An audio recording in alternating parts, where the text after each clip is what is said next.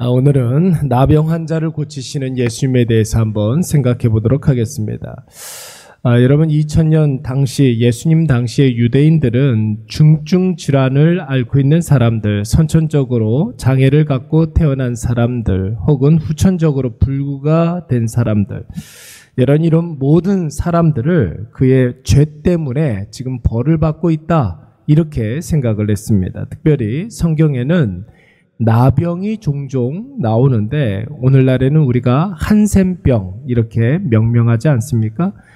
세균에 의해서 감염이 되는 만성 감염병입니다. 주로 피부나 말초신경, 눈 같은 곳에 침범해서 조직을 완전히 상하게 하는 병, 한센병, 성경에서는 나병 이렇게 이야기합니다.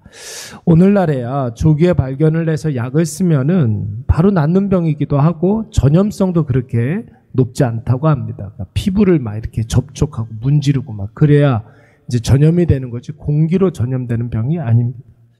예수님 당시에는 일단 나병에 걸리면 그 예후가 별로 그렇게 좋지가 않고 사람들 보기에 굉장히 흉측해 보여서 일단 나병에 걸렸다 이렇게 된다면 육체적인 차별뿐만 아니라 굉장히 심각한 죄를 지은 사람으로 간주해서 거의 죽은 사람 취급을 했습니다.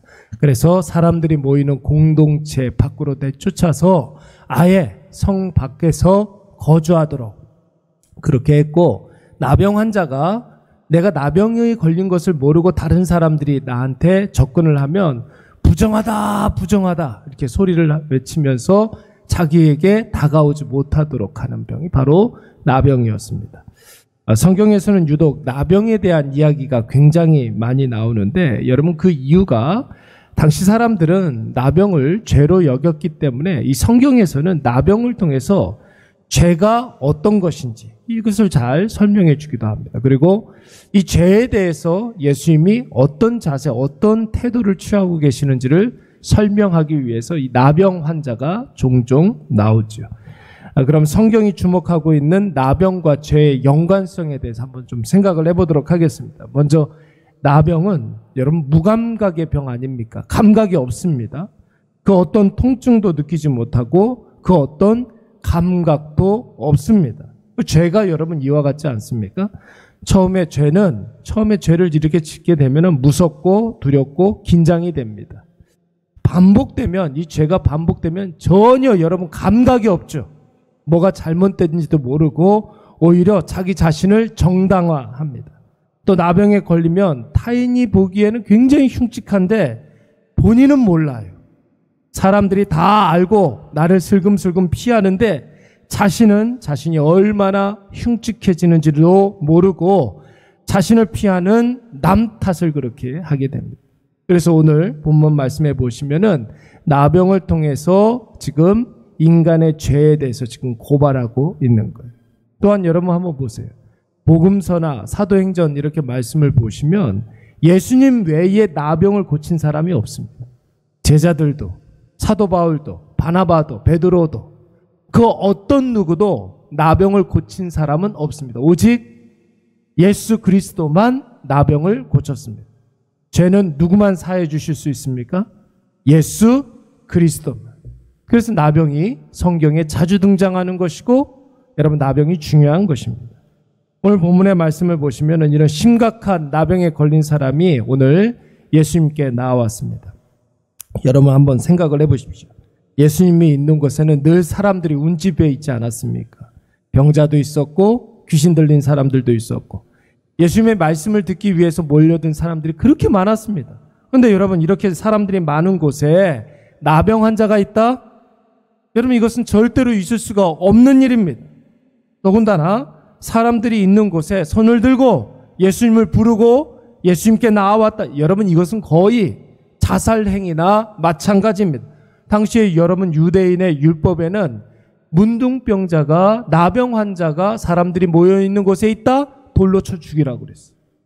그러니까 오늘 여러분 이 나병 환자는 예수님께 목숨을 걸고 나온 것입니다.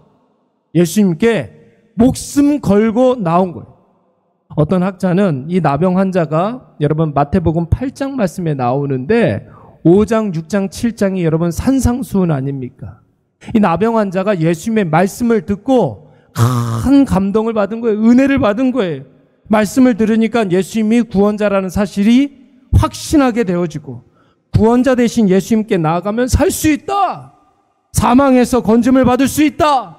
내가 생명을 얻을 수 있다. 이런 확신이 들었기 때문에 감히 수많은 사람들 앞에서 손을 들어서 예수님을 부를 수가 있었던 것입니다. 다윗의 자손 예수여, 원하시면 나를 깨끗하게 하실 수 있나이다. 여러분, 이 얼마나 간절한 외침입니까? 주님이 구원자이시기 때문에, 예수님이 나를 살리시는 주인님이 되어주시기 때문에 나에게 사망에서 나를 건져낼 수 있거니와 다시 사는 놀라운 역사가 나에게도 일어날 수가 있다. 이 확신을 가지고 오늘 목숨을 걸고 간절한 마음으로 하나님 앞에 나온 줄로 믿습니다. 사랑하는 여러분, 우리가 나병에는 걸리지 않았을지언정 여러분 다 죄인 아닙니까? 다 죄인이. 여러분, 오늘 이 나병 환자와 같은 절박한 문제 앞에 설 때가 우리에게 얼마나 많은지 몰라요. 죄인이기 때문에 그런 것이죠. 과거에도 그렇고 지금도 그렇고 우리 앞날에 절박하고 간절한 문제들이 여러분 얼마나 많은지 모릅니다. 근데 여러분, 문제는 무엇입니까? 해결할 수 없는 문제, 절박한 문제들이 내 인생길에서 수시로 만나서 나의 인생길을 가로막고 있는데, 여러분 그 문제를 해결해 줄 수 있는 분에게 나아가는 것, 여러분 그것은 아무나 하는 일이 아니에요. 모든 사람들이 인생에 아주 중요한 결정을 내려야 하고 중요한 순간이 있고 걸림돌을 만날 때가 많이 있는데 아무나 하나님께 나아가서 기도할 수 있는 것은 아닙니다. 여러분, 목회자에게는 특별한 문제를 가지고 기도 부탁하시는 분들이 굉장히 많아요. 여러분, 그 문제와 그 상황을 목회자가 잘 이해하고 있고 공감하고 있고 납득하고 있기 때문에 여러분 그 감당할 수 없는 문제를 가지고 목회자는 늘 기도할 수밖에 없습니다. 그런데 여러분, 때때로 기도 부탁받은 목회자는 간절한 마음으로 기도하는데, 절박한 심령으로 기도하는데, 여러분 그 문제 가운데 있는 당사자는 기도의 자리에 없을 때가 너무 많아요. 예배의 자리에 없습니다. 은혜 받는 자리에 없어요. 절박하기는 한데, 힘든 문제이기는 한데, 시급한 문제인데 하나님 앞에 나아가는 것은 아무나 할 수가 없는 거예요. 오늘 이 나병 환자가 깨끗함을 받을 수 있었던 결정적인 이유, 말씀 듣고 예수님이 아니면 안 되겠다는 절박함을 가지고 목숨 걸고 간절하게 간구했기 때문에 여러분 그의 모든 나병이 깨끗함을 받게 된 줄로 믿습니다. 오늘 우리가 기도하기 위해서 모였는데, 오늘 이 나병 환자처럼 여러분 생명 걸고 절박한 심령으로 기도하시기 바랍니다. 문제가 있다면 하나님의 도우심이 필요하다는 뜻이에요. 나에게 문제가 있다는 것은 지금 하나님의 도움이 절박하게 필요하다는 것 아니겠습니까? 여러분들 마음속에 하나님이 도와주시면 다 된다, 하나님이 이루신다, 하나님이 하신다, 여러분 이런 확신이 있다면 절박한 마음으로 목숨을 걸고 기도하시기 바랍니다. 모든 죄를 사해 주시는 예수 그리스도께서 나병을 깨끗하게 해주셨던 것처럼 저와 여러분의 인생에 무겁게 하는 모든 짐들을 다 내려놓게 하시고 우리를 깨끗하게 하시고 새롭게 출발하게 해주실 줄로 믿습니다. 우리 이 시간 말씀